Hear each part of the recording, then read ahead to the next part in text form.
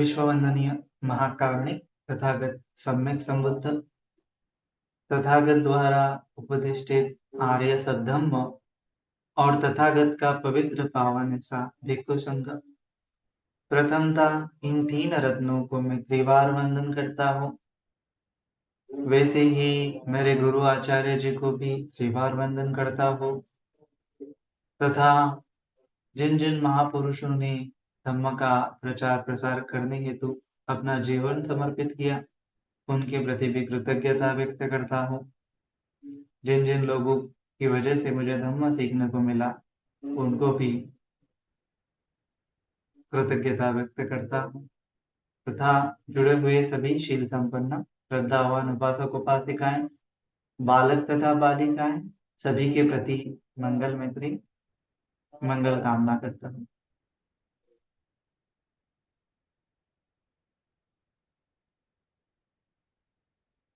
तो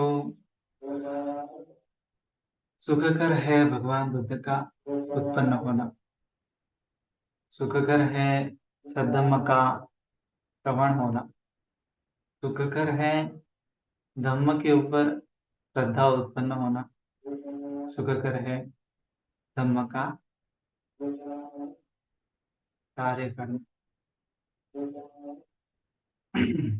तो भगवान बुद्ध जी ने जो धर्म बताया है वह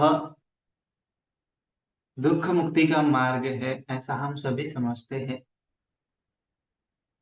तो जब दुख मुक्त हो जाएगा तो वह अवस्था सुख की है ऐसा भी हमें समझना चाहिए।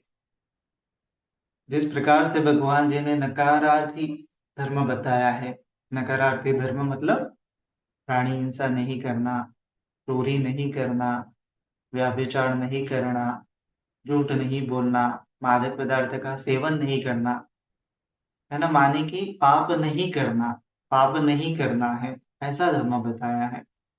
लेकिन उसके साथ साथ भगवान जी ने सकारार्थी भी धर्म बताया है, मतलब कि पुण्य कर्म करना, पुण्य का संचय करना, है ना। तो इसी प्रकार से तृष्णा है तो जीवन में दुख आएगा ऐसा धर्म बताया है और साथ ही साथ ऐसा भी धर्म बताया है कि अगर मन में तृष्णा नहीं है तो जीवन में सुख आएगा।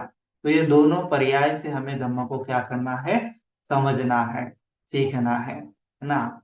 एक तरफ तो हमें दुख और दुख के कारण को मन से हटाना है ना।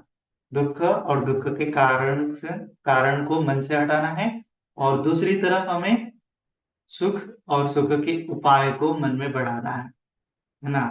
यही क्या है, सम्यक व्यायाम है। सम्यक व्यायाम में क्या है कि अकुशल मन में उत्पन्न हो रहा है तो उसको उत्पन्न नहीं होने देना है और पहले जो अगर मन में अकुशल है तो उस अकुशल को पूर्णतः नष्ट करना है। यह क्या हो गया, नकारार्थी धर्म हो गया, दुखों को नष्ट करने का धर्म हो गया, अकुशल को प्रहार करने का धर्म हो गया। लेकिन फिर भगवान जी ने सकारार्थी भी सम्यक व्यायाम बताया है कि जो मन में कुशल उत्पन्न नहीं हुआ है उसको मन में उत्पन्न करना है और साथ ही साथ जो मन में कुशल उत्पन्न हुआ है उसको मन में स्थिर रखना है, उसको मन से गवाने गवाने नहीं देना है, उसको मन से हटाना नहीं है, उसको स्टेबल रखना है ना, उसको स्थिर रखना है। कुशल कर्म की भावना करनी है, कुशल कर्म की भावना करनी है। तो इसी के साथ साथ फिर सम्यक समाधि का कंसेप्ट आता है ना। सम्यक व्यायाम, सम्यक स्मृति और सम्यक समाधि। तो इस प्रकार से ये सम्यक व्यायाम अगर करोगे तो क्या हो जाएगा, सम्यक स्मृति और सम्यक समाधि फलित हो जाएंगी, है ना। तो ये सम्यक व्यायाम हमें क्या करना है, सम्यक व्यायाम मतलब ही अभ्यास है, सम्यक व्यायाम मतलब ही प्रैक्टिस है, सम्यक व्यायाम मतलब ही जो हमारे मन के साथ हमें कुछ करना है, मन का व्यायाम करना है। जिस प्रकार से हम शरीर की कसरत करते हैं, है ना, जिम में जाते हैं कसरत करते हैं, ठीक उसी प्रकार से मन को भी क्या करना है, कसरत करना है। जिस प्रकार से शरीर अगर जिम में जाएंगे, व्यायाम करेंगे, कसरत करेंगे तो क्या होगा, शरीर हेल्दी होगा, शरीर स्वस्थ होगा।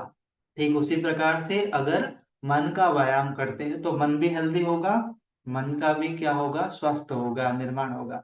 जब मन पूरी तरह से स्वस्थ हो जाएगा, निरोगी हो जाएगा, मन में किसी प्रकार का रोग नहीं रहेगा, तो क्या हो जाएगा, मन पूरी तरह से दुख से मुक्त हो जाएगा। तो मन के रोग कौन से हैं?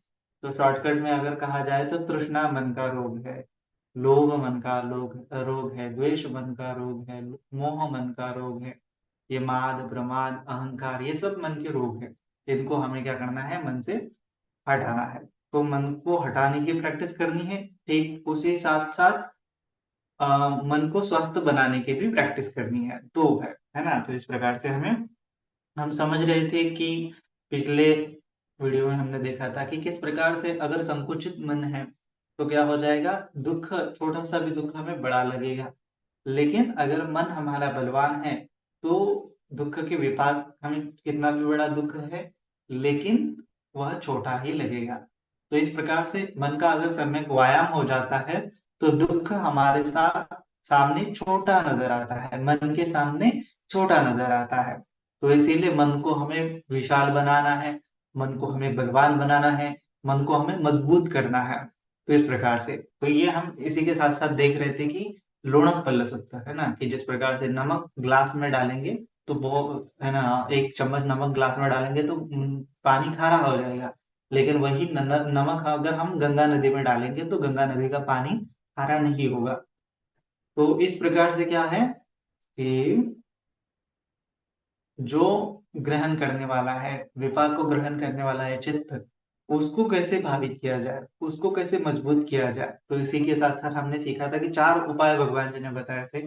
भावित काय बताया था, भावित शील बताया था, भावित चित्त बताया था और भावित प्रज्ञा बताया था। तो ये चार चीजें हैं, है ना। तो इसी के अगर हम उसको अलग ढंग से समझेंगे तो ये क्या है, ये कुछ नहीं है, ये केवल चार विपसना है ना, चार विपसना है ना। तो कायानुपश्यना,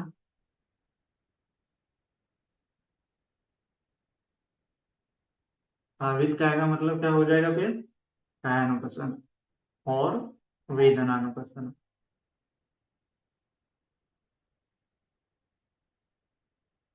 कायानुपश्यना और वेदनानुपश्यना।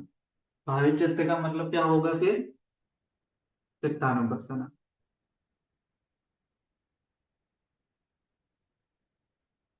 और भावित प्रज्ञा का मतलब क्या होता है, धम्मानुपश्यना।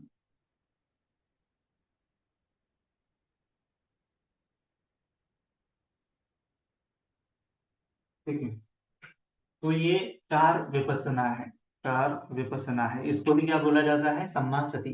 कथमंच भिक्खवे सम्मा समाधि, इत भिक्खवे भिक्खु काये कायानुपस्सी विहरति, वेदनासु वेदनानुपस्सी विहरति, चित्तेषु चित्तानुपस्सी विहरति, धम्मेषु धम्मानुपस्सी विहरति। इसको ही सम्यक स्मृति बोला है। और ये सम्यक स्मृति अगर अच्छी तरह से हम कल्टिवेट करते हैं तो फिर सम्यक समाधि घटित हो जाती है ना। तो ये सम्यक स्मृति और सम्यक समाधि में ज्यादा अंतर नहीं है, लेकिन थोड़ा अंतर है। और वही हम देखेंगे कि कैसे, हमने देखा था पिछली वीडियो में कि कैसे संस्कार होते हैं, संस्कार होते हैं। तो ये काया वेदना चित्त और ये धम्म क्या है, ऐसा हमें पहले समझना है। यह एक प्रकार से संस्कार ही है। काया मतलब क्या है, कायानुपश्यना करना मतलब क्या है कि आपके काया के संस्कारों को आपको देखना है। कहाँ देखना है, पसना मतलब देखना है, कहाँ देखना है मतलब चित्त से देखना है, चित्त से अनुभव करना है ना। काया की भी एक प्रकार से संस्कार है। जब आप आंखें बंद करोगे, आंखें बंद करने के बाद आपको थोड़ी ना पता है कि काया क्या है, लेकिन काया का एक अनुभव आपको होता है ना। तो ये अनुभव मतलब क्या है कि चित्त में एक प्रकार से संस्कार ही है ना। फिर वेदना अनुपशना, यह क्या है, वेदना, जब आंखें बंद करेंगे तो वेदना दिखेगी नहीं लेकिन महसूस होगा, फील होगा। तो कुछ फीलिंग को हम क्या नाम देते हैं, वेदना, सुखा वेदना, दुखा वेदना, असुखा अदुखा वेदना।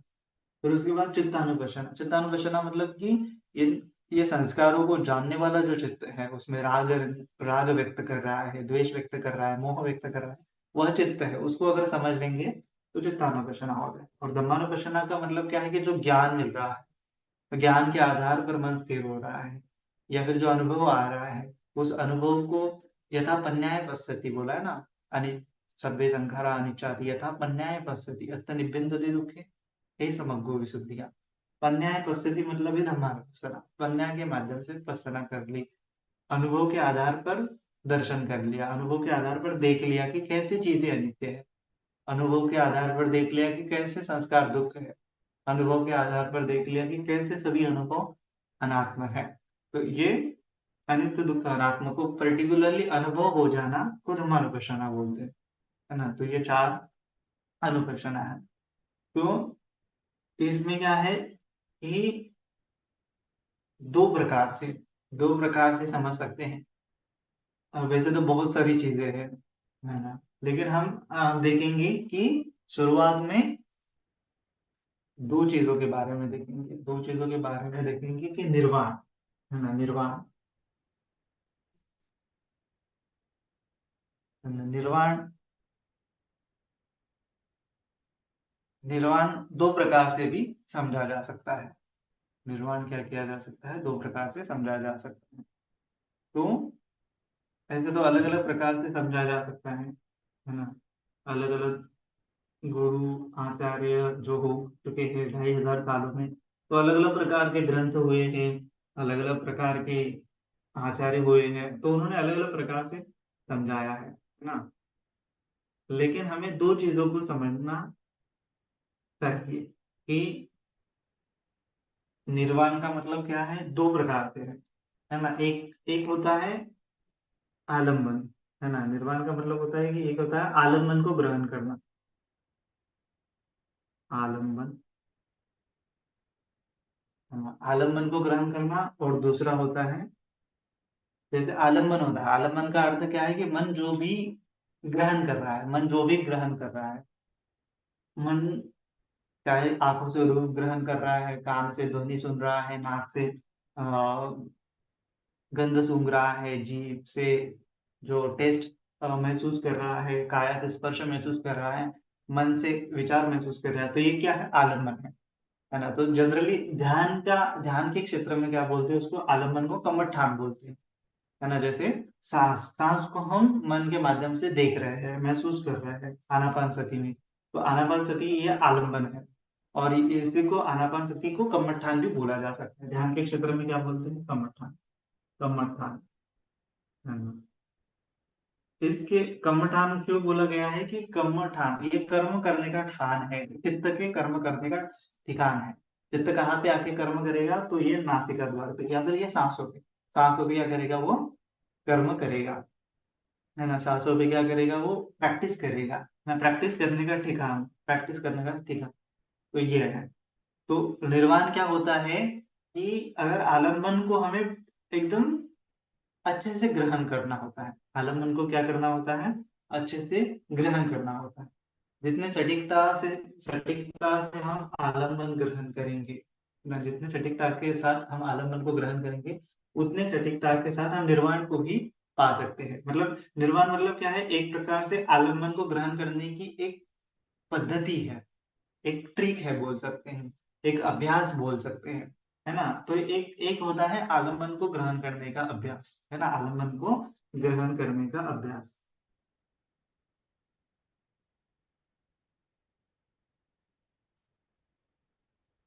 आलम्बन को ग्रहण करने का अभ्यास। और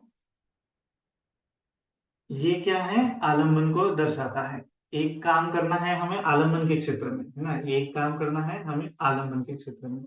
और दूसरा होता है निर्वाण के लिए आवश्यक होता है, दूसरा काम करना होता है हमें चित्त के ऊपर, है ना। तो आलम्बन को ग्रहण करते वक्त हमारे चित्त में कोई प्रतिक्रिया नहीं उमड़नी चाहिए, है ना। एक तो आलम्बन को विशेष रूप से ग्रहण करना है, विशेष विशेष रूप से प्रसन्न करना है, विशेष रूप से ग्रहण करना है, एक पार्ट हो गया। दूसरा है कि चित्त, आलम्बन को ग्रहण करते वक्त चित्त में कोई प्रतिक्रिया नहीं उमड़नी चाहिए। चित्त में क्या नहीं उमड़नी चाहिए, प्रतिक्रिया, है ना, प्रतिक्रिया नहीं होनी चाहिए, है ना। तो चित्त में कोई प्रतिक्रिया नहीं है आलम्बन को ग्रहण करते समय, तो मतलब दो अभ्यास है, ये दो अभ्यास को हमें प्रॉपरली अलग अलग ढंग से करना पड़ता है। दोनों को एक साथ भी कर सकते हैं, लेकिन शुरुआत में हमें समझना होता है कि आलम्बन को ग्रहण करने का अभ्यास, है ना, आलम्बन को ग्रहण करने का अभ्यास। और फिर दूसरा अभ्यास होता है चित्त के ऊपर प्रतिक्रिया नहीं उमड़नी चाहिए, है ना।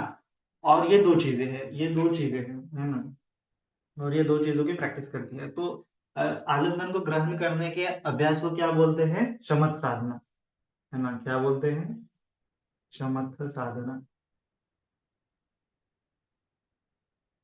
है ना। आलिंगन के ग्रहण करने को शमत साधना बोलते हैं। और फिर इसको क्या बोलेंगे? विपස්සना बोलेंगे, है ना। चित्त के ऊपर प्रतिक्रिया नहीं उमड़ती, लेकिन इसको भी विपස්සना नहीं बोलेंगे। इन दोनों का जब मिलाव हो जाएगा तब विपස්සना बोलते हैं। तो इसको बोलते हैं शमत साधना। और इसको भी क्या बोलेंगे? चित्त में कोई प्रतिक्रिया नहीं उमड़नी, चित्त में कोई प्रतिक्रिया नहीं उमड़नी चाहिए। तो इसको क्या बोलते हैं? उपेक्षा अवस्था। मन की क्या हो गई है? उपेक्षा। तो अगर मन उपेक्षा अवस्था में रहता है तो चित्त में कोई प्रतिक्रिया नहीं उमटेगी, है ना। मन अगर उपेक्षा अवस्था में रहता है तो चित्त में कोई प्रतिक्रिया नहीं उमटेगी, है ना। लेकिन केवल केवल चित्त उपेक्षा अवस्था में रखने मात्र से ही पर्याप्त नहीं है ना। तो उसके लिए आपको आलम्बन को ग्रहण करने का तरीका भी आना चाहिए। तो इसीलिए शमत साधना भी अनिवार्य है ना। ध्यान साधना भी अनिवार्य है। या फिर भगवान जी ने एक वाक्य कहा है ना, समाहितो चित्तं यथा भूतं पदानाति, कि चित्त में समाहित होना भी बहुत अनिवार्य है। तो ये दो चीजें अनिवार्य है। जब तक ये दो चीजों का जुड़ाव नहीं होगा, मिलाव नहीं होगा, तब तक सही मायने में सम्यक समाधि नहीं होगी, है ना, सम्यक समाधि नहीं होगी। ठीक है, तो ये दो प्रैक्टिस आपको करनी है। ये भी आलम्बन को ग्रहण करने का अभ्यास भी करना है, और चित्त पे प्रतिक्रिया नहीं उमड़नी चाहिए, ये भी अभ्यास करना है। ठीक है, तो ये दोनों का जब मिलाव हो जाएगा तो जाके सम्यक समाधि हो जाएगी, है ना। लेकिन केवल केवल आप आलम्बन को ग्रहण करने का ही अभ्यास कर रहे हो तो भी पर्याप्त नहीं है। और केवल आप चित्त में प्रतिक्रिया नहीं उमटे ऐसा अभ्यास कर रहे हो तो भी पर्याप्त नहीं है ना। तो इसी दोनों के साथ यहाँ पे आलम्बन का मतलब क्या हो जाता है? भावित काय बोला गया है, भावित काय, है ना। और दूसरा क्या है कि हमने देखा था भावित चित्त, चित्त की साधना करनी है मतलब क्या है? भावित चित्त। भावित चित्त की साधना करने का मतलब क्या है? कि प्रतिक्रिया नहीं उमड़ना है। और भावित काय का मतलब क्या है? कि आलम्बन को ठीक से ग्रहण करना। तो ये दो चीजों का अभ्यास है ना। चित्त को ग्रहण करने का अभ्यास, चित्त में प्रतिक्रिया नहीं उमड़ने का अभ्यास, और आलम्बन को ग्रहण करने का अभ्यास। इतना समझ लिया तो क्या हो सकता है कि हम धीरे धीरे प्रैक्टिस को सही ढंग से करेंगे। और फिर आगे चल के क्या करना है? जब हम ये सीख लेंगे, पहले भगवान जी ने बोला है कि भावित काय करना है। जब भावित काय सीख लेंगे तब चित्त में प्रतिक्रिया नहीं उमटेगी अपने आप। तो इसको भावित चित्त बोला है। तो भावित काय अगर पहले नहीं होता है, मध्यम निकाय में बोला है, तो भावी चित्त भी नहीं होगा। तो इसीलिए डायरेक्टली उपेक्षा भाव में मन को ले जाने के लिए जल्दबाजी नहीं करना है। उपेक्षा भाव भी चाहिए, लेकिन उसके पहले आपको आलम्बन को ग्रहण करने का तरीका भी आना चाहिए।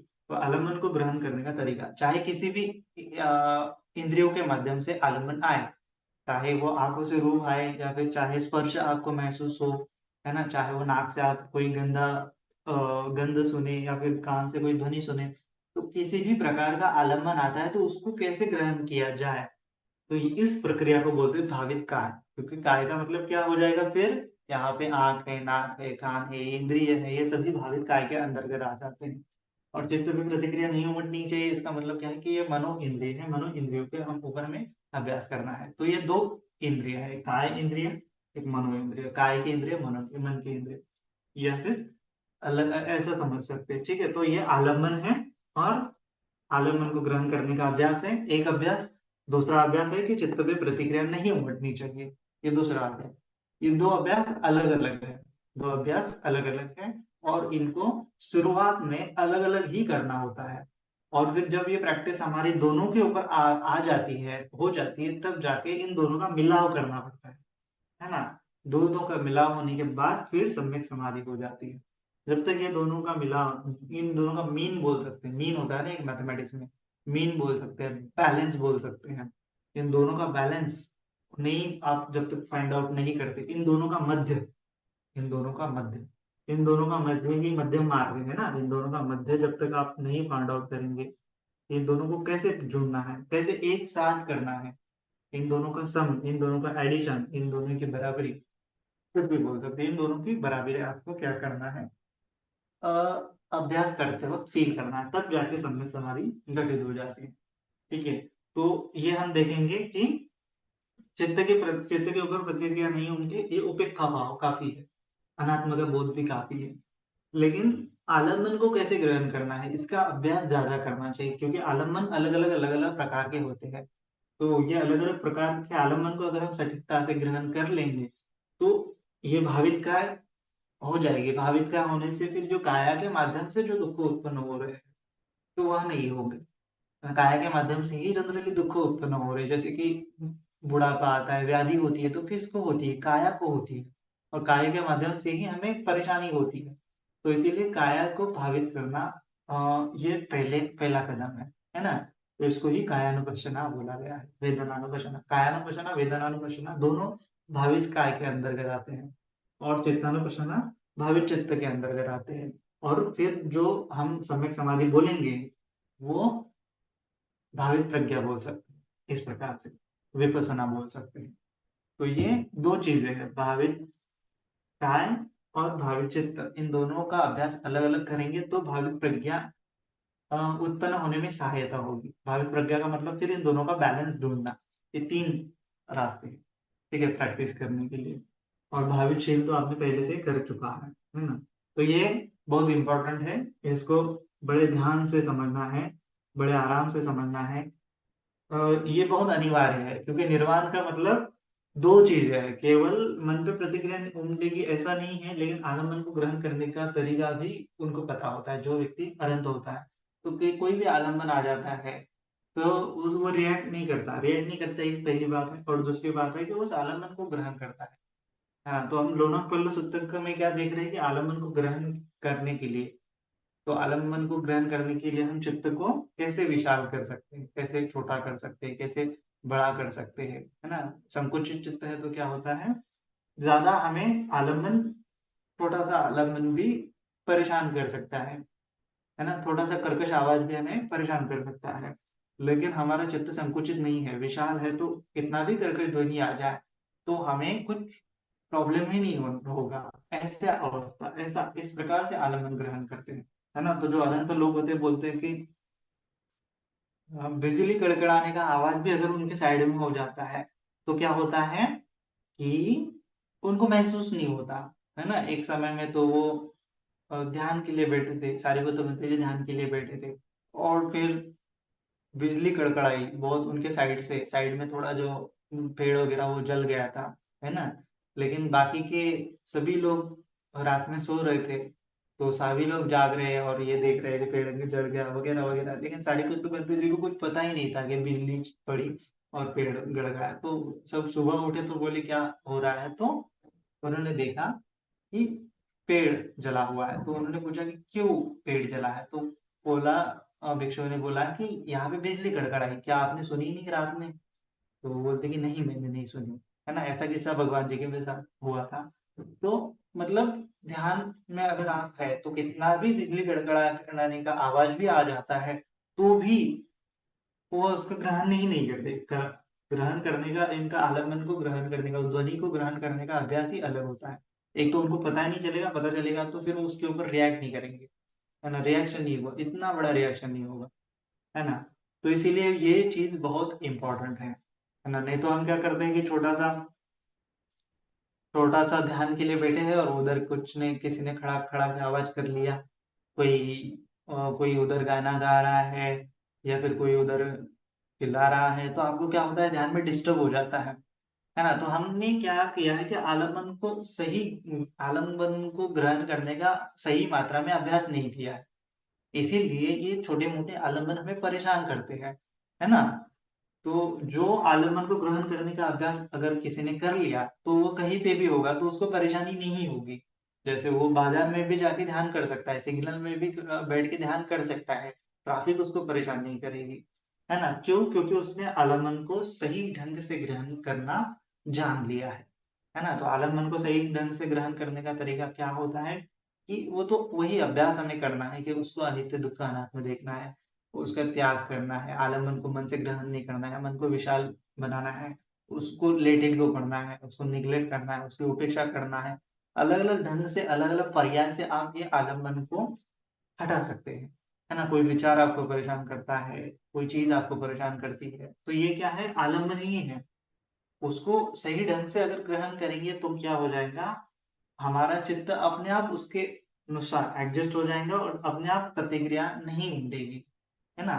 हमें प्रतिक्रिया नहीं देनी, ऐसा करने से भी नहीं होगा। दोनों तरीके से आपको अभ्यास करना पड़ेगा। एक तो आलम्बन को आपको क्या करना है, तुच्छ समझना है, छोटा समझना है, चित्त को विशाल समझना है, इस प्रकार से भी। केवल कंटेम्पलेशन करने मात्र से भी क्या हो सकता है, या आलम्बन चेंज हो सकता है ना? छोटा-सा आवाज़, बड़ा भी आवाज़ आपको छोटा लग सकता है, लेकिन आपका चित्त संकुचित है तो छोटा आवाज़ आपको परेशान करेगा, ज़्यादा परेशान करेगा। तो यही होता है डे टू डे लाइफ में, बात छोटी-सी होती है, वो बोलते हैं ना बात का बतंगड़ बना देना। तो जो संकुचित चित्त वाले होते हैं, नैरो माइंडेड होते हैं, लोग होते हैं, वो क्या करते हैं, बात का बतंगड़ बना देते हैं। क्योंकि छोटा आलम्बन है, वो उसके ऊपर ही रिएक्ट कर रहे हैं, घुस-मुट्ठी रहे हैं, है ना? वो आलम्बन को लिमिटेशंस नहीं जान पा रहे हैं, उसका महत्व नहीं जान पा रहे हैं। तो इसके लिए प्रज्ञा होना बहुत अनिवार्य होता है। आलम्बन का स्वरूप समझना, आलम्बन का गुणधर्म समझना, आलम्बन की प्रॉपर्टीज़ समझना। तो ये अगर समझ लेंगे तो प्रज्ञा अपने आप बढ़ेगी, है ना? और इसको समझने के लिए भी प्रज्ञा चाहिए, दोनों चीज़ें हैं। तो अगर समझना चालू कर लिया, एक आलम्बन को समझना चालू कर लिया अच्छे से, फिर दूसरे आलम्बन को भी हम समझना चालू कर सकते हैं। तो इस प्रकार से आलम्बन को ग्रहण करने का तरीका बहुत इम्पोर्टेंट है ना? ये अगर नहीं कर पाएँगे तो छोटी-छोटी चीज़ें भी हमें परेशान करेंगी। छोटे-छोटे आलम्बन भी हमें परेशान करेंगे, बाधा उत्पन्न करेंगे, आगे-आगे नहीं बढ़ने देंगे, चित्त को संकुचित बनाते रहेंगे, ये तरीका, है ना? फिर दूसरा, अगर आलम्बन को ग्रहण करना आ गया तो अपने आप चित्त में प्रतिक्रिया नहीं घटेगी, भावित चित्त अपने आप होने लगेगा, है ना? तो इसीलिए ये इम्पोर्टेंट आलम्बन को ग्रहण करने का, समझ साधना इम्पोर्टेंट है, ऐसा बोला गया है ना? समाहितो चित्तं यथाभूतं पजानाति, कि अगर चित्त शांत है, समाहित है, आलम्बन को ठीक ढंग से ग्रहण कर पा रहा है, बिना प्रतिक्रिया दिए, तो वो अपने आप क्या हो जाता है, हमारा चित्त भी विशाल होता चला जाता है, भावित चित्त होता चला जाता है। ठीक है? तो निर्वाण का अर्थ क्या होता है? चित्त स्थिर रहना एक बात होती है और आलम्बन को ग्रहण करना, है ना? चित्त में प्रतिक्रिया नहीं घटना मतलब चित्त स्थिर रखना। चित्त स्थिर रखने का अभ्यास एक है, आलम्बन को ग्रहण करने का अभ्यास एक है। तो ये दोनों अभ्यास को अगर हमने साध लिया तो जाके सम्यक समाधि है, तो जाके निर्वाण है ना? तो ये 2 ढंग से है। निर्वाण में 2 चीज़ें हैं, एक तो चित्त फ्री होता है और एक तो आलम्बन ग्रहण नहीं करता है। तो आलम्बन ग्रहण नहीं करना है, एक अभ्यास करना पड़ेगा, और चित्त को फ्री रखना, ये दूसरा अभ्यास करना पड़ेगा। 2 अभ्यास है। एक तो भावित काय करना पड़ेगा और एक भावित चित्त करना पड़ेगा। ये 2 अभ्यास है ना? तो इसी के साथ-साथ फिर भावित काय में हम देखते हैं, सबसे पहला चीज़ होती है कायानुपश्यना। कायानुपश्यना, ना आलम्बन को ग्रहण करना। तो हम, काया मतलब क्या है? सभी है। काया मतलब हमारी जो इंद्रिय है, आँख, नाक, कान, ये सभी चीज़ें उसके ऊपर आती है।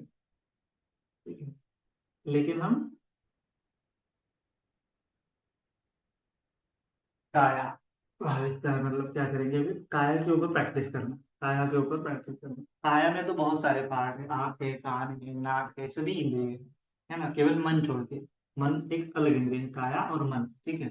तो काया के जो इंद्रिय हैं, इन इंद्रियों के ऊपर भी हम भावना कर सकते हैं, लेकिन हम भावना करेंगे जो प्रॉपरली भावना करेंगे, काया मतलब रूप है, तो रूप के ऊपर भावना करेंगे।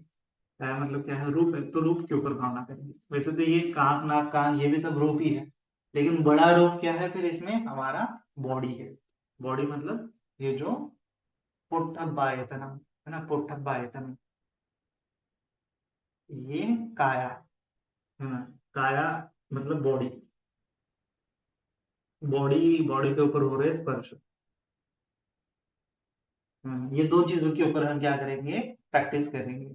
और ये स्पर्श मतलब ये क्या हो रहा है? फिर वेदना हो रही है। स्पर्श मतलब ही क्या है? वेदना। तो इसीलिए कायानुपश्यना और वेदनानुपश्यना जनरली एक मतलब साथ-साथ ही हो जाते हैं। उसके लिए अलग से करने के लिए कोई प्रयोजन नहीं है। अलग से भी करने का कोई ज़्यादा ये नहीं है। एक ही साथ हो जाएँगे।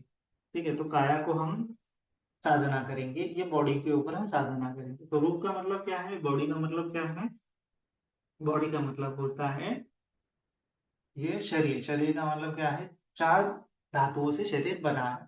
तो बॉडी का मतलब क्या है, पृथ्वी धातु, पृथ्वी धातु, है ना, पृथ्वी धातु, आपो धातु, तेजो धातु, वायु धातु। पृथ्वी, आपो धातु, तेजो धातु एंड वायु धातु। तो ये चार धातुओं के ऊपर हम भावना करेंगे सिंपल तरीके से। तो ये धातुओं की भावना अगर आपको आ गई तो इसको बोला जाता है भाविकता। धातुओं की भावना अगर आ गई तो आपको क्या, वो इसको क्या बोला जाता है, भाविकता, है ना।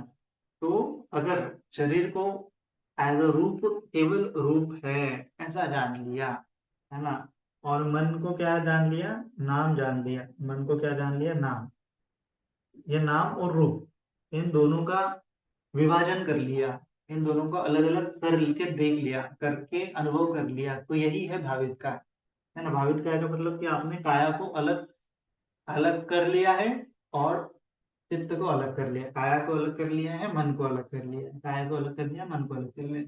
काया की प्रॉपर्टीज क्या है, ये धातु, काया जब भी आपको फील होगी तो धातु फील होनी चाहिए।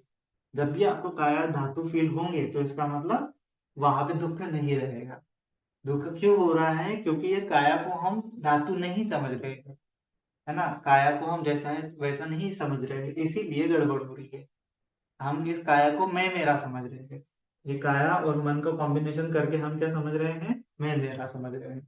हमें लगता है कि हमारी बॉडी है, हमें लगता है कि मुझे वेदना हो रही है, तो ये मैं बनता है। क्यों बनता है, इन दोनों का मिलाप होके काया और मन को उपादान बन गया, काया और मन का उपादान बन गया, तो दुख है ना। संकेत थे ना, पंच उपादान कंधा दुखा, काया और मन का उपादान, उपादान का मतलब मैं मेरा, मैं समझ लेना, काया को मैं समझ लेना मतलब क्या है, मैं कौन समझ रहा है, ये मन ही समझ रहा है, काया को मैं समझ रहा है ना। इसीलिए ये क्या है, उपादान है, बॉडी के प्रति चिपका है।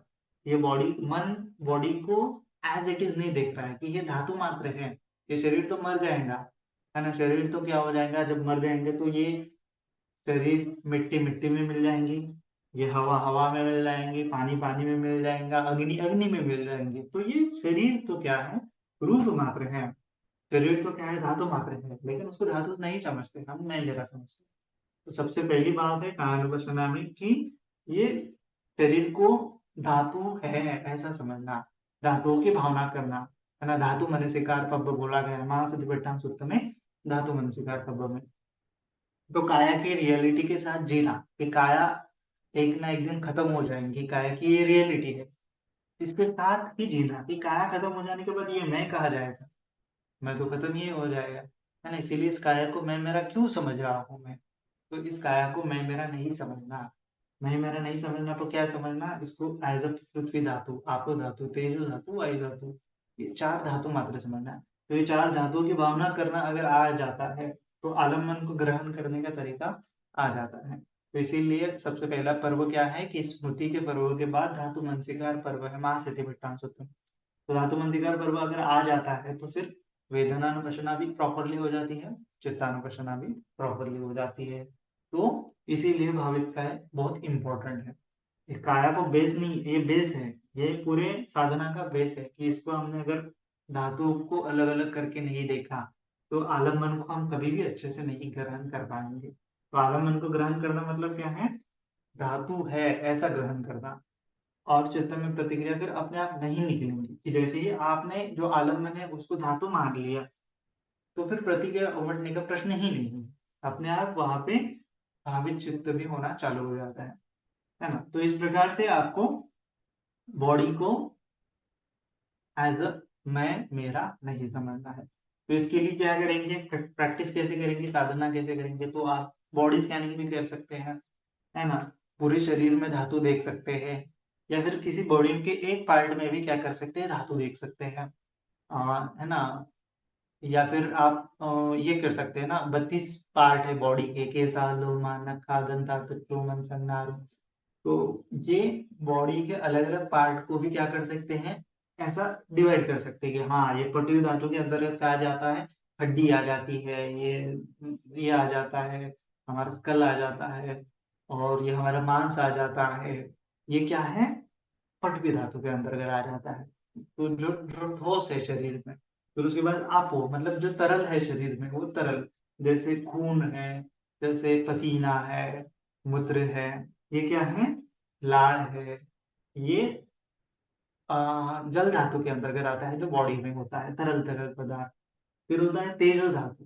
तेजो धातु में मतलब शरीर में जो अग्नि है, जैसे पेट में हम जो भोजन करते हैं वो पच जाता है, वो अग्नि के कारण हमें थोड़ा थोड़ा ठंडा महसूस होता है, हमें थोड़ी थोड़ी गर्मी महसूस होती है, तो ये तेजो धातु के कारण हमें महसूस होता है ठंडा गर्म। तो शरीर में ठंडा गर्म है तो ये तेजो धातु के कारण हो रहा है।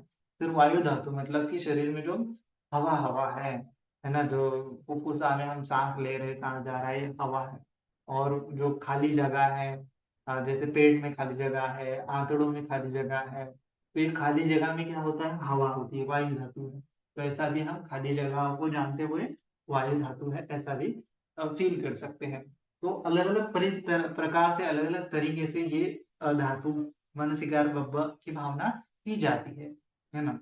तो ऐसा है, लेकिन मतलब धातु मन शिकार बब्ब की भावना की जाती है, लेकिन क्या होता है कि हमें ये समझना है धातु मन शिकार बब्ब की भावना करने के पहले कि शरीर की चार रियलिटी है।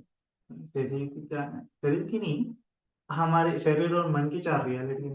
ये काया वेदना चित्त और धम्म, ये क्या है, चार रियलिटी है ना। और हमारा चित्त इन चार रियलिटियों में रहता है ना। हमारा चित्त हमेशा क्या कहाँ रहता है, एक तो काया को जानता है, एक तो वेदना को जानता है, एक तो चित्त को जानता है, और एक तो विचार, विचार बोलूंगा फिलहाल, तो धम्म नहीं बोलूंगा, लेकिन ये चार रियलिटी है ना। तो ये चार रियलिटी में क्या करता है मन, हमेशा रहता है। जब भी मन रहेगा तो ये चार रियलिटी में रहेगा, चार रियलिटी में रहेगा। मतलब कि ये संस्कार समझ लो, ये चार प्रकार के संस्कार, संस्कार या संस्कार है ना, संस्कार, चार प्रकार के संस्कार समझ लो। तो जब भी चित्त रहेगा तो ये संस्कारों में ही रहता है ना। ये आयतन भी बोल सकते हैं, ये आयतन, रियान भी बोल सकते हैं, चार रियान में, इन चार रियान में रहेगा। एक तो काया के रियान में रहेगा, काया का रियान मतलब पांच इंद्रिय है ना। वेदना के रियान में रहेगा, वेदना का मतलब जो अच्छा लग रहा है, अच्छा नहीं लग रहा है वो। चित्त के रियान में रहेगा मतलब इमोशन, इमोशनल स्टेट में रहेगा, या फिर जो महसूस करने वाला अंग है उसमें रहेगा। और विचारों के जगत में रहेगा मतलब वो विचारों के जगत में रहेगा। फिर से यहाँ पे छह प्रकार के विचार हो सकते हैं, छह इंद्रियों से छह प्रकार के विचार है ना, छह आयतन के छह विचार, ठीक है।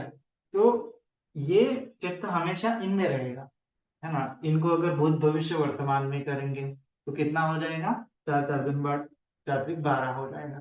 इसको अद्यतन करेंगे, बाहिदा करेंगे, मतलब चार अंदर भी चार बाहर भी, तो 12 अंदर 12 बाहर भी। इस प्रकार से 24 प्रकार से भी ये संस्कार समझ सकते हैं, अलग अलग प्रकार से समझ सकते हैं, ठीक है। इंद्रिय भी समझ सकते हैं, छह आयतन भी समझ सकते हैं, अंदर के छह आयतन, बाहर के छह आयतन, छह भूतकाल के, छह भविष्य काल के, छह वर्तमान के, ऐसा भी समझ सकते हैं। तो इसमें ही चित्त क्या रहता है, हमेशा रहता है, ठीक है। तो हमें क्या करना है, जब भी क्या चित्त भटकेगा तो चित्त को नोटिस करना है। सबसे पहली साधना क्या है कि चित्त को नोटिस करना, स्मृति मान रहना कि चित्त किन क्षेत्र में है। ये चार अवस्थाएं आपको अलग अलग फील होगी है ना, अलग अलग फील होगी है ना, अलग अलग फील होगी। पसना मतलब अलग अलग अनुभव होगा इनका। तो ये पांच, चार चीजों का हमें अलग अलग अनुभव होगा। ऐसा हमें क्या करना है, नोटिस करना है कि हाँ ये काया का अनुभव अलग है, वेदना का अनुभव अलग है, चित्त का अनुभव अलग है, और विचारों के जगत में जब चित्त रहता है तब अनुभव अलग है। तो हमारी साधना क्या कर रहेगी कि जब भी ये तीनों में रहेगा चित्त, तो उसको काया में लेके आए है ना, काया में बार बार बार बार बार बार उत्पन्न करना। इसीलिए हम ये सांसों का सहारा लेते हुए चित्त को हमेशा बॉडी के ऊपर उत्पन्न करते हैं, क्योंकि चित्त जहां पे ज्यादा उत्पन्न होगा वह संस्कार गहरा होगा। चित्त जहाँ पे उत्पन्न होगा वो संस्कार गहरा होगा। तो हम अगर चित्त में वर्तमान के संस्कार बनाएंगे तो ये क्या हो जाएगा, बढ़ जाएगा, कुशल संस्कार बढ़ेगा है ना। कुशल भी संस्कार हो सकते हैं, अकुशल भी संस्कार हो सकते हैं। तो अकुशल संस्कार के कारण हमें दुख आ रहा है, इसीलिए हम चित्त में क्या उत्पन्न कर रहे हैं, कुशल संस्कार उत्पन्न कर रहे हैं है ना। तो कुशल संस्कार उत्पन्न करने का सबसे पहला तरीका क्या है कि जब भी चित्त भटकेगा तो उसको बॉडी के ऊपर लेके आना, काया के ऊपर लेके आना। और जो हमारा आलम्बन है, आलम्बन हम समझो अभी बॉडी के ऊपर सांस है और हमारी बॉडी है, सांस है और ये बॉडी है, तो इसके ऊपर ही हमें बार बार उस चित्त को उत्पन्न करना है ना। चित्त बार बार जब उत्पन्न हो जाएगा, क्योंकि चित्त कैसे उत्पन्न होता है, स्मृति के साथ ही चित्त उत्पन्न होता है ना। स्मृति ही चित्त के क्या कर सकती है, खींच के ला सकती है। चित्त सबसे इस दुनिया में किसी चीज से अगर हैंडल हो सकता है तो स्मृति से हैंडल होता है ना। तो अगर सम्यक स्मृति उत्पन्न हो जाती है तो चित्त भी सम्यक होना चालू हो जाता है ना। सम्यक स्मृति का मतलब कि इन चारों क्षेत्र में ही चित्त को बार बार उत्पन्न करना है ना। और ये चारों क्षेत्र क्या है, मतलब ये अलग अलग फील होते हैं, तो आपको महसूस करना, नोटिस करना है कि मेरी स्मृति कहाँ उत्पन्न हो रही है, मेरा चित्त कहाँ उत्पन्न हो रहा है। काया में उत्पन्न हो रहा है, वेदना में उत्पन्न हो रहा है, चित्त को फील कर रहा है, फिर विचारों के जगत में, इस प्रकार से। ठीक है, और ऐसा भी आप कर सकते हैं कि भूतकाल में उत्पन्न हो रहा है, भविष्य काल में उत्पन्न हो रहा है, ऐसा भी आप नोटिस कर सकते हैं। तो भूतकाल में उत्पन्न हो रहा है, भविष्य काल में उत्पन्न हो रहा है, तो उसको स्मृति से जानते हुए फिर से वर्तमान में लेके आना, फिर से वर्तमान में लेके आना। ठीक है, और वर्तमान में लेके आने के बाद क्या जानना है कि बॉडी के ऊपर ये पृथ्वी धातु, आपो धातु, तेजो धातु, वायु धातु, इस प्रकार से जानना है। तो जनरली धातुओं की बात जब आती है, ये तो शुरुआत की बात है कि चित्त को खींच के लाना शरीर के ऊपर और विचारों के जगत में उसको नहीं लेके जाना। तो ये चीजें हैं, और ये जानना है कि हाँ, ये काया मतलब क्या है, पृथ्वी धातु, आपो धातु, तेजो धातु, वायु धातु। वेदना मतलब क्या है कि हाँ, ये सुखा वेदना, दुखा वेदना, उपेक्षा वेदना, ये है। तो जब ये चार धातु की वेदना उत्पन्न होगी, चार धातु को चित्त फील करेगा, तो क्या हो जाएगा, उपेक्षा वेदना ही उत्पन्न होगी। क्योंकि जैसे ही पृथ्वी धातु जान लिया, ये शरीर आपो धातु जान लिया, तेजो धातु जान लिया, तो इनकी प्रॉपर्टीज क्या है, धातु की प्रॉपर्टीज क्या है कि वो धातु मतलब जिस प्रकार से बाहरी पृथ्वी धातु है, अंदर भी पृथ्वी धातु है। तो भगवान जी ने समझाया कि बाहरी पृथ्वी धातु में जैसे पृथ्वी के ऊपर हम कितना खड्डा खनते हैं, तो पृथ्वी को कुछ रिएक्ट नहीं होता, पृथ्वी को कुछ रिएक्ट नहीं होता, है ना। पानी में हम कुछ गंदा मटेरियल डाल देते हैं, तो पानी कुछ रिएक्ट नहीं करता, है ना। पानी जैसा है वैसा रहता है। तेज अग्नि में वो कुछ जला देते हैं, अच्छी चीजें जलाते हैं, बुरी चीजें, गंदी चीजें जलाते हैं, लेकिन अग्नि कुछ रिएक्ट नहीं करती, सबको ग्रहण कर लेती है।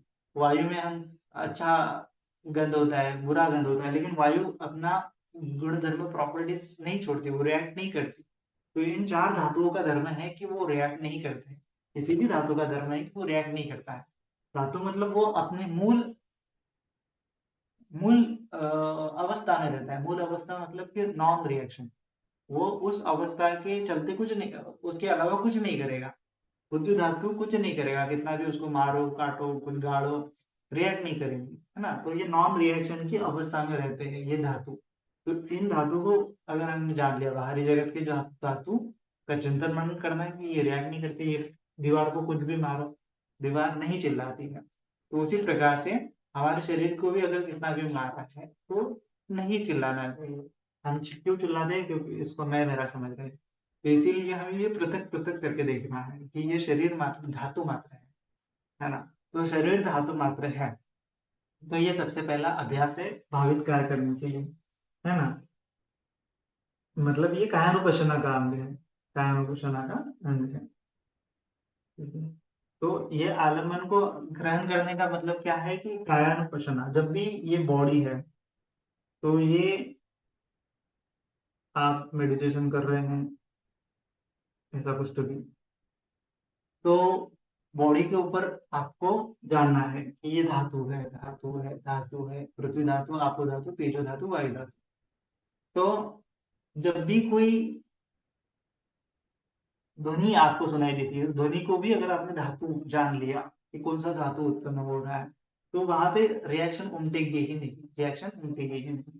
तो इसीलिए ये चार धातुओं का अभ्यास करना है। अभी क्या कर सकते हैं, कोई कोई लोग एक एक धातु को लेके भी साधना कर सकते हैं, है ना, कि ये पृथ्वी धातु है, ये है ना। कोई कोई आदमी पूरा शरीर में पृथ्वी धातु ही भावित करता है, तो ऐसा भी कर सकते हैं। ऐसा करते करते चतुर्थ ध्यान तक जा सकते हैं। कोई कोई व्यक्ति आपो धातु, आपो कसीन बोलते हैं उसको, आपो धातु के ऊपर भावना करते हुए चतुर्थ ध्यान तक जा सकता है। कोई कोई व्यक्ति तेजो कसीन की भावना करते हुए, तेजो धातु की भावना करते हुए चतुर्थ ध्यान तक जा सकता है। कोई कोई आदमी वायु धातु की भावना करते हुए वायु चतुर्थ ध्यान तक जा सकता है। तो एक एक भी कर सकते हैं, एक एक भी कर सकते हैं, और चारों एक साथ भी कर सकते हैं, है ना, चारों भी एक साथ भी कर सकते हैं। तो जनरली चारों एक साथ करने से भी चलेगा, है ना, कोई दिक्कत नहीं, लेकिन धीरे धीरे भावना होगी, लेकिन कोई दिक्कत नहीं।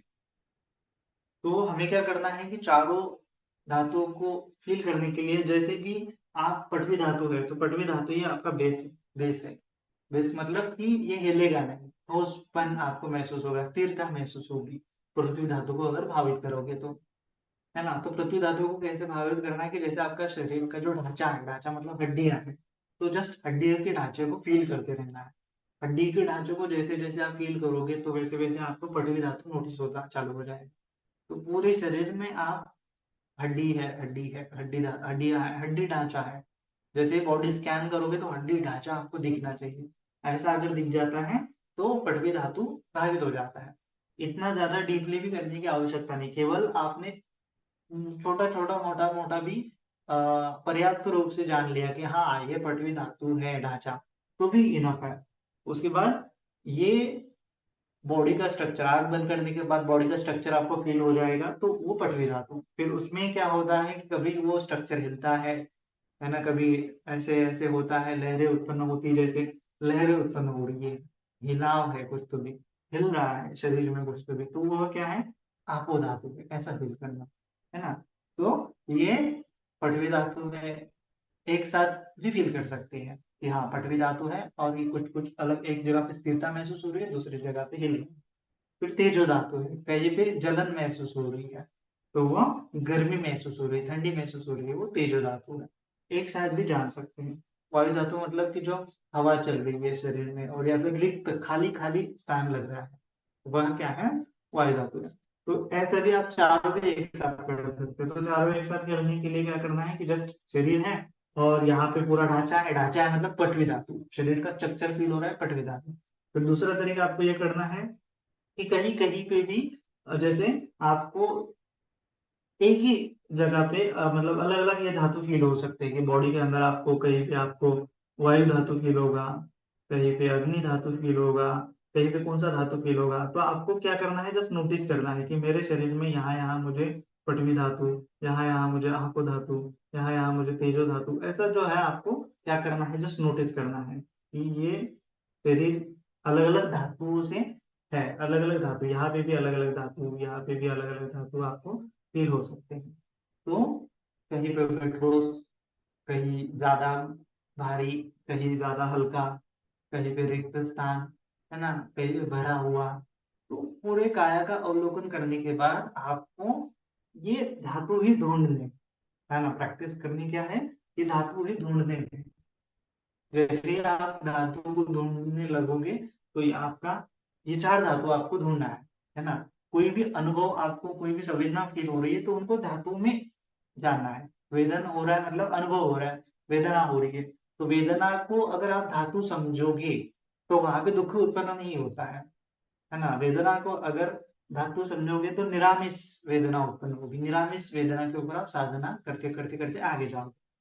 अगर वेदना को धातु नहीं समझा तो सामिश होगा, मतलब कि वहां पे चित्त चिपका होगा, चित्त चिपका होगा सामिश। निरामिष मतलब चित्त नहीं चिपका हुआ है, तो चित्त चिपका, पृथ्वी धातु, आपको धातु, तेजो धातु, वायु धातु जान लिया तो चित्त वहां पे चिपका नहीं रहता, निरामिष वेदना आपको फील होगी।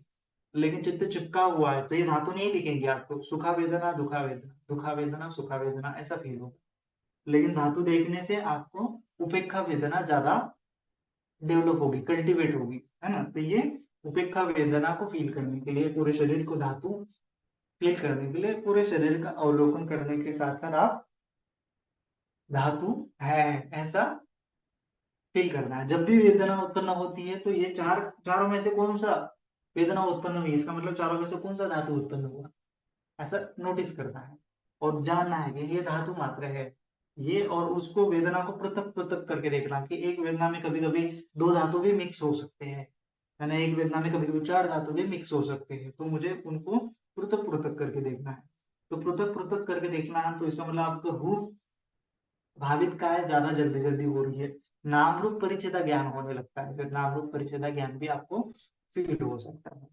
तो इसीलिए ये धातु की भावना करने से आपका भावित काय ज्यादा स्ट्रांग होगा, आपका शरीर का जो पीड़ा है, दर्द है, शरीर के साथ आने वाली जो बीमारियां है, शरीर के साथ आने वाली जो कमजोरियां है, वह फील नहीं होगी, है ना। धातुओं की भावना करने से आपका शरीर एकदम स्ट्रांग होगा, बुढ़ापे में भी जर्जर नहीं होगा।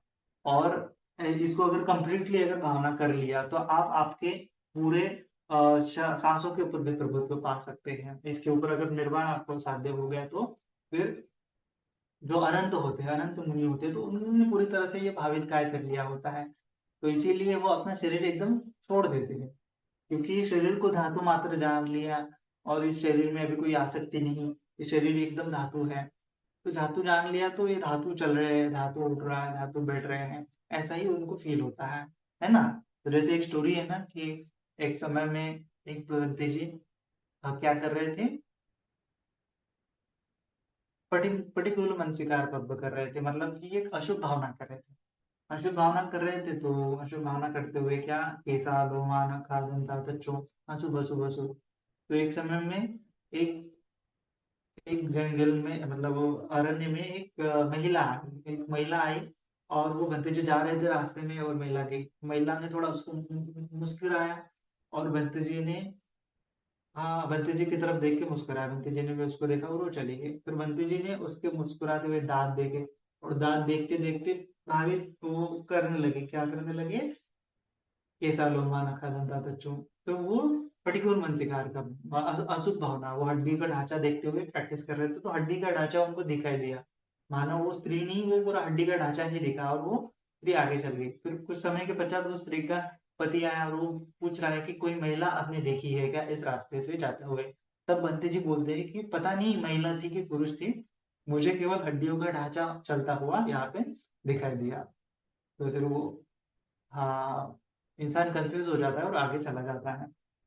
तो बंत जी ने क्या देखा, हड्डियों का ढांचा ही देखा, है ना। हड्डियों का जैसे ही दांत दिखे तो हड्डियों का ढांचा उनके सामने उनको दिखाई दिया। तो आप भी, उन्होंने तो क्या किया था, हड्डी को देखते देखते देखते उसका प्रतिरोपण किया था।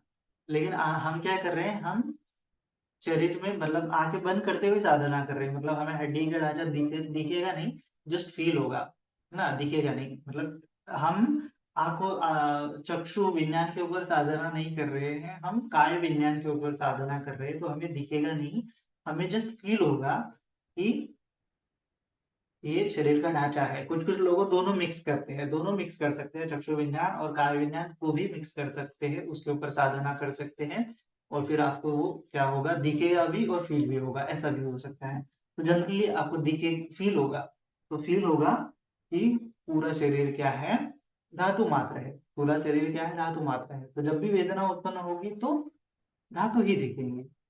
जैसे वो बनते जो को क्या देखा था, वो जैसे ही स्त्री दिखी तो वो स्त्री नहीं दिखी, पूरा हड्डी का ढांचा ही दिखा, क्योंकि वो हड्डी का ढांचा देखने का उन्होंने चित्त को ग्रहण करने का, उस प्रकार से ग्रहण करने का अभ्यास कर लिया था, है ना। आलम्बन को ग्रहण करने का अभ्यास कर लिया था उस प्रकार से, तो उनका कमठान था, तो उनको आलम्बन वैसे ही ग्रहण होते थे, है ना। तो हमारा कमठान क्या है कि हमें ये पटवी धातु, आपको धातु, नीचे धातु, धातु को ही फील करना है।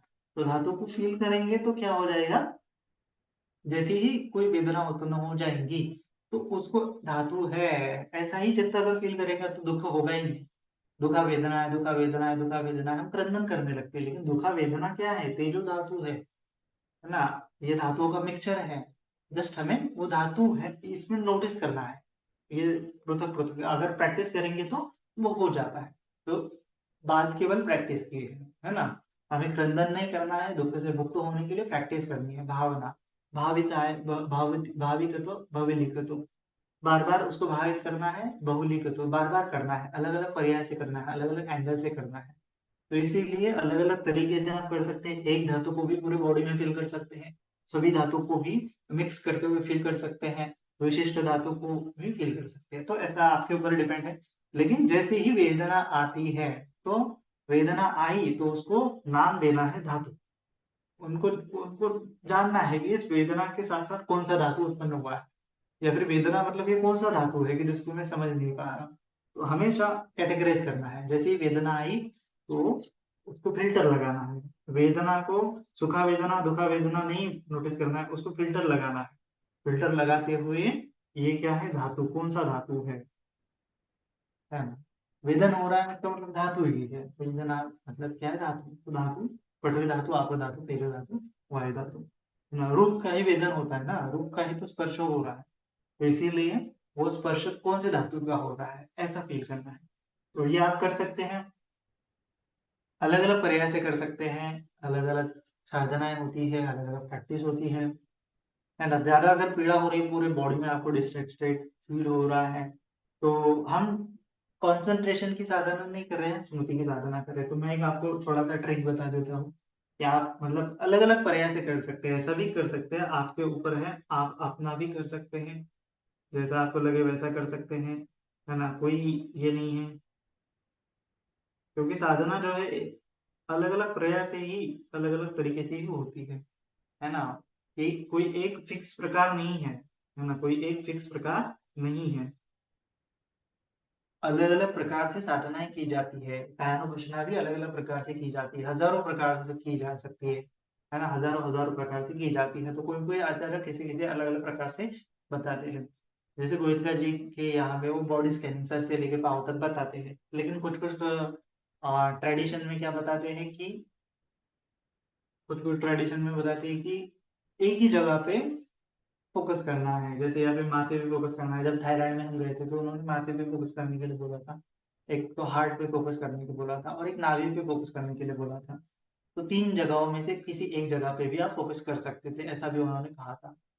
तो ये अलग अलग तरह से होता है, लेकिन वो अलग है। लेकिन धातु की भावना करने के लिए मैंने एक, मतलब मैंने बहुत पहले सुना था, लेकिन किसी बंटी जी ने, थाईलैंड के बंटी जी से बातचीत करते हुए, तो पॉइंट के ऊपर साधना करना, पॉइंट के ऊपर, पॉइंट मतलब कि शरीर में क्या है, आपको जानना है कि हड्डी का ढांचा है ना। ये इन हड्डियों के ढांचे को पूरा भी नहीं फील किया तो चलेगा, हड्डी के ढांचे में क्या आपको कुछ कुछ पॉइंट को फील करना है, जैसे है ना, जैसे कि कंधे है, कंधे है ना, तो ये कंधे के ऊपर एक पॉइंट बन गया, ये कंधे के ऊपर दूसरा पॉइंट बन गया।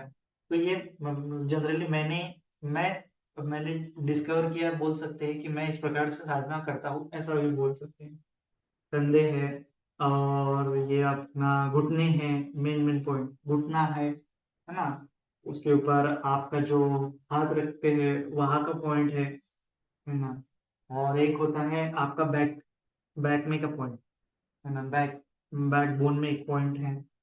उसके ऊपर आपका ये जो गर्दन है, गर्दन के ऊपर एक जो पॉइंट है, ये पॉइंट है। और एक आपके सर के ऊपर पॉइंट है, ये स्कल पूरा, है ना। पॉइंट मतलब ये पृथ्वी धातु, पृथ्वी धातु है ना। पॉइंट मतलब पृथ्वी धातु है। तो ये आप क्या कर सकते हैं, जैसे ही आप आपके शरीर को देख रहे हो तो पूरा शरीर को देखना है। मतलब मैं ऐसे साधना करता हूँ कि पूरे शरीर को देखता हूँ मतलब फील करता हूँ। तो फील करता हूँ, तो ये शरीर का ढांचा है, ढांचा है, और ढांचा में जो मूवमेंट हो रही है ये अलग अलग धातु है, ऐसा फील करता हूँ, है ना। ढांचा में जो मूवमेंट हो रही है, हलन चलन हो रही है, आप धातु है। ढांचा में ठंडा गर्म लग रहा है कई जगह पे, तो ये तेजो धातु है। फिर पूरा एम्प्टी एम्प्टी दिख रहा है, तो ये वायु धातु है। इस प्रकार से, तो ये पृथ्वी धातु के पॉइंट है। ये 1 2 3 4 5 6 7 8 हो गया।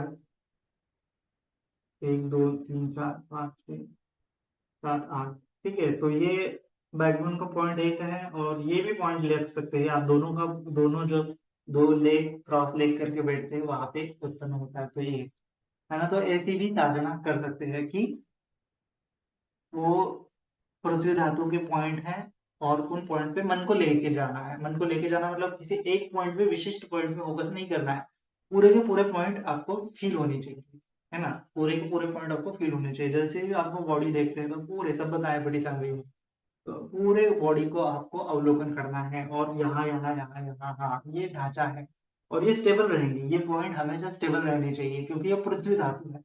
बाकी के आपो धातु, तेजो धातु, वायु धातु, ये सब हिलन चलन चलने वाले धातु है।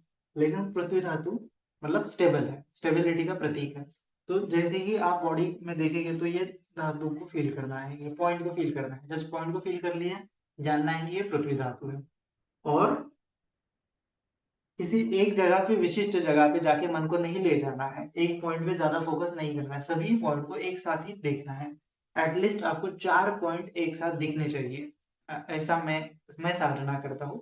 तो 4 पॉइंट आपको एटलीस्ट दिखने चाहिए, और 2 ऊपर के बॉडी पार्ट के हैं और 2 नीचे के बॉडी पार्ट के हैं, तो बहुत ज्यादा आपको आसानी होगी। जैसे कंधे में हमेशा फोकस रहना है और घुटने में 2 पॉइंट बनाने हैं। तो किसी एक जगह पे पर्टिकुलरली नहीं फोकस करना है।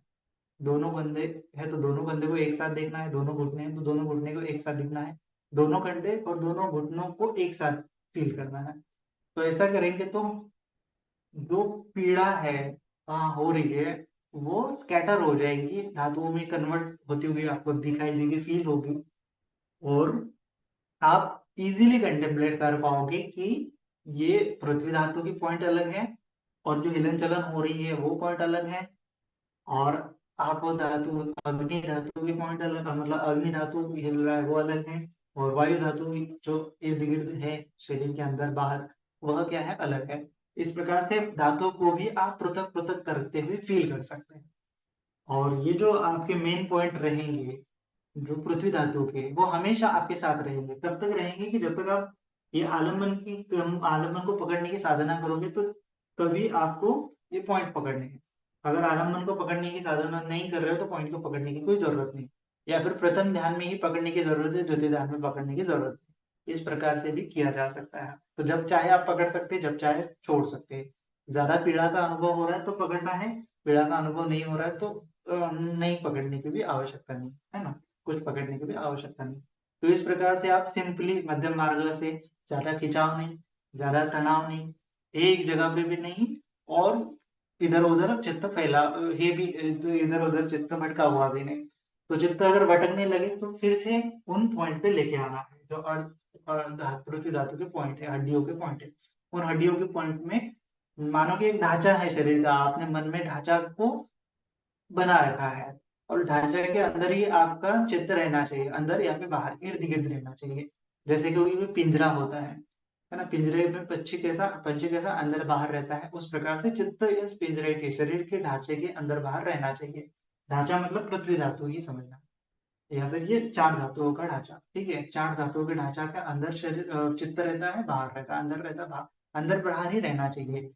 इन ढांचों को महसूस नहीं कर रहा, इसका मतलब चित्त भटक रहा है। तो चित्त को फिर से ये ढांचों को नोटिस करना है कि अरे ये ढांचा है ना। तो जैसे कोई पिंजरा होता है, पिंजड़ा होता है, पिंजड़े में कैसे धुआं कैसा आर पार जा सकता है, वैसे ही ये ढांचे की आर पार, इर्द गिर्द, अंदर बाहर चित्त को फील करना है। तो ये फिर चित्त अलग है और ये ढांचा अलग है, चित्त अलग है और ये शरीर अलग है, ऐसा आपको अनुभव होगा। तो उसको ही नाम रूप परिच्छेदा ज्ञान कहा जा सकता है। तो ऐसे आप नाम रूप परिच्छेदा ज्ञान को उत्पन्न कर सकते हैं। फिर पश्चापरि का ज्ञान, फिर सम्मासरण ज्ञान, फिर उदयवय ज्ञान, फिर भंग ज्ञान, आदिनव ज्ञान, ये विपස්සना के ज्ञान उत्पन्न होने लगेंगे। तो विपස්සना का पहला ज्ञान उत्पन्न होगा नाम रूप परिच्छेदा ज्ञान। नाम और रूप को अलग अलग करके देख लिया, नाम और रूप को अलग अलग कर देख, जैसे ही देख लिया वैसे ही दुख निरोध होना चालू हो जाता है। फिर अनित्य देख लिया, पूरे संस्कार ही निकलना चालू हो जाता है। फिर भंग देख लिया, फिर से संस्कार उत्पन्न नहीं होंगे, ऐसा भी जान सकते हैं। तो ये 3 साधना बहुत इंपॉर्टेंट है, नाम रूप परिच्छेदा ज्ञान, फिर अनित्य की साधना, और फिर भंग की साधना। तो ये 4, सॉरी 3, 3 ज्ञान इंपॉर्टेंट। वैसे तो ये सम्मासरण ज्ञान, पच्चापुरी का ज्ञान, ये भी इंपॉर्टेंट है, लेकिन इतना इंपॉर्टेंट, ठीक है। तो ये नाम रूप परिचित आपको करने के लिए ये मैंने थोड़ा सा ट्रिक बताया है, तो आप यूज कर सकते हैं। करना है तो करो, नहीं करना है तो नहीं करना है ना। और एकदम मध्यम मार्ग के साथ साधना करनी है, ना तो ज्यादा खिंचाओ, ना तो ज्यादा ढीला छोड़ना है। जब भी चित्त भटकेगा तो उसको फिर से बॉडी के ऊपर लेके आना है, बार बार ये लोकेशन पॉइंट दिखा दोगे आप बॉडी के, ये ढांचे वाले पॉइंट, हड्डियों वाले पॉइंट, कंधा वाला, माथे वाला, ये नेक वाला पॉइंट, उसके बाद ये घुटने वाले 2 पॉइंट, हड्डी को महसूस करना है, पृथ्वी धातु को महसूस करना है, उन जगह और एक साथ महसूस करना है। एक पॉइंट पे विशेष जाके ध्यान नहीं देना है, क्योंकि ये स्मृति की भावना है, तो पूरी बॉडी को एक साथ ही हमें करना है। ये मन एकाग्र करने की भावना नहीं है, मन स्थिर करने की भावना है, ऐसा हम समझ सकते हैं। ठीक है, तो हमें मन को स्थिर करना है, और साथ ही साथ ये धातु है, धातु जान लिया तो मन अपने आप स्थिर हो जाएगा। ठीक है, तो आलम्बन को ग्रहण करना फिर आपको धीरे धीरे आ जाएगा। जैसे ही वेदना उत्पन्न होती है उसको जानना है कि यह धातु मात्रा है। ठीक है, तो इसके साथ साथ आपकी साधना एकदम स्ट्रांग होना चालू हो जाती है, चित्त स्थिर होना चालू हो जाता है। तो चित्त स्थिर हो रहा है इसका मतलब वो अपने आप उपेक्षा की अवस्था में चला जाता है, भावित चित्त भी होने लगता है। फिर भावित चित्त कैसे करना है हम धीरे धीरे समझेंगे। पहले तो ये कायनोपासना का पर्व, वेदनानुपासना का पर्व दोनों एक साथ करना है। ठीक है,